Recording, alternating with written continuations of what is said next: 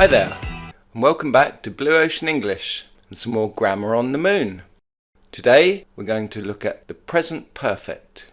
For many people, when they learn English, the present perfect is the most difficult tense to learn to use correctly and to understand.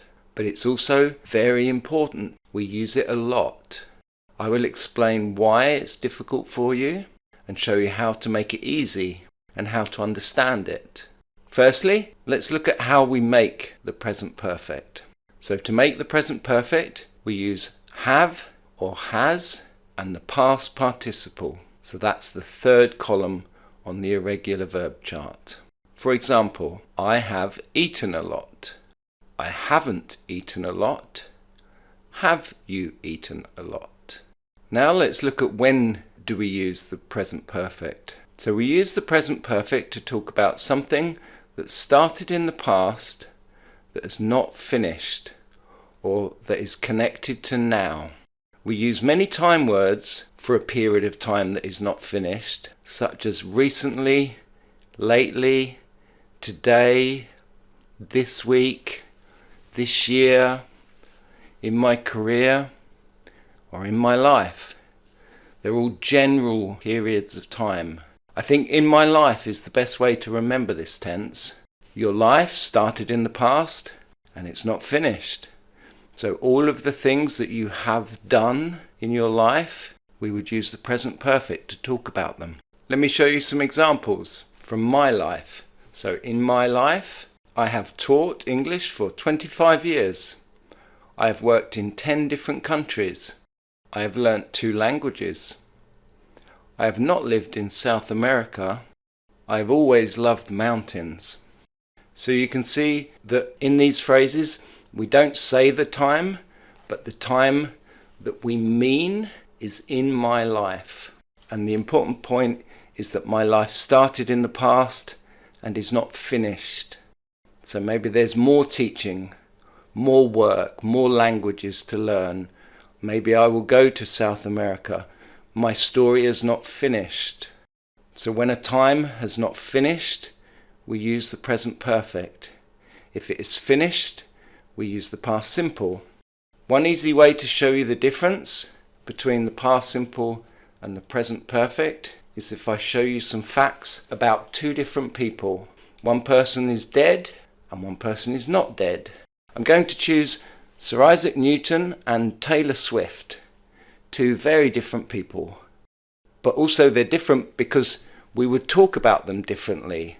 Because Isaac Newton is dead, his life is finished, all the things he did are finished, all the things he achieved are finished.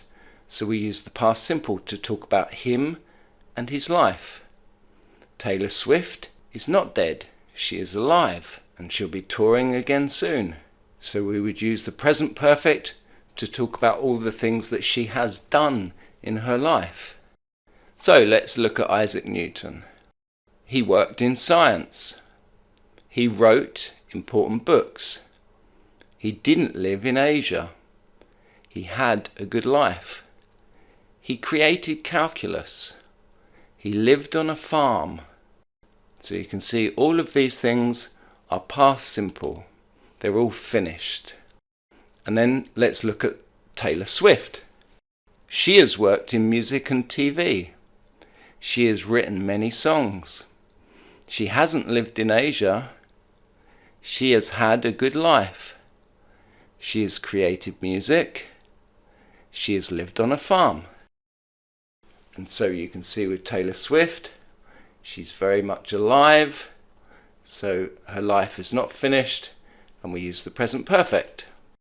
So before we go on to showing you some examples with the walking tour and the Van Gogh Cafe, I want to show you 7 things that will help you to understand the present perfect much better.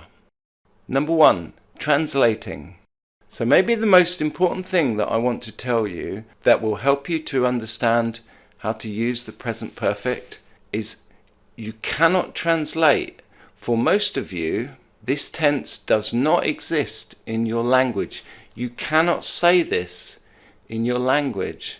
So for example, if you're French or Italian or Spanish, when you try to translate the present perfect into your language, it will change. Maybe it becomes the past simple, but it will change. So for example, if you translate the present perfect into French or in Italian, you get the past simple. So it changes. Number 2, where's the time? Often, when we use the present perfect, we're talking about a period that started in the past that is not finished or connected to now, but we don't say the time. So, for example, a very typical phrase, I've been to New York many times. I'm not saying the time. The time is in my life, but I'm not saying it. So there's normally one of 2 reasons why we don't say the time, and this is very common with the present perfect. Firstly, if the time is obvious, maybe we're talking about this week together, and I say, I have worked a lot. It's obvious that I mean this week, so I don't need to say the time. But the second reason, and much more common, is because we mean in my life. So in the example that I used before, I've been to New York many times. The time here is in my life. Number 3, irregular verbs. So this is another time that you need to look at the irregular verb table and learn it well. We're looking here at the 3rd column, the past participle, and I have one piece of advice for you. I am sure all of you, when you learnt this table at school, you learnt to use the 3 words together, like break, broke, broken. And you learnt to use the 3 all together in a chain. Now, I think this is a bad way to learn, because we never use these 3 words together. You will never need to say these 3 words together. And when you learn them in a chain, what happens is you're not learning them individually, so you can't use them individually. The problem I see all the time is if you want to remember what the 3rd column is, the 3rd word in the chain, the past participle, which we need here for the present perfect, you need to say all 3 words before you can remember. So you can't remember broken unless you say break, broke, broken, unless you make the chain. You learn it as a chain, and you can only remember it if you say the whole chain. For 25 years in classrooms, I've heard students say phrases like this. They want to say, I have bought a new car. What I hear, what they say is, I have bought. I have bought a new car. Or she has seen that film. What students say is she has seen that film. And they can't say the phrase on its own without making the chain. So the way to change this is learn the words individually. Learn the past simple separate from the past participle. And then you don't have this problem. Number 4 is time words. So there are many time words that we often use with the present perfect. For example, since, for, just, already, still, and yet. Not always, but very often, if you use these words, you should be using the present perfect with them. And just a quick point on since and for. Many people get them confused. Since is for a start date, like 1974, or January the 2nd, or yesterday morning. And for is for a period of time. For example, for 3 years, for 6 months, for 2 weeks. Number 5 is been and gone. So let me ask you a question. What's the difference between been and gone? What's the difference between these phrases? Imagine I live in London and I say, I've been to Paris, or I have gone to Paris. They mean different things, but what? Let me give you a clue. The difference is about where I am. So in the first phrase, I have been to Paris, means I've visited Paris maybe many times, but now I'm not in Paris. I'm in London maybe. I have gone to Paris, the second phrase, means I am in Paris now. I'm not in London, I'm in Paris. One thing to help you think about the difference, imagine here's my friend Matteo.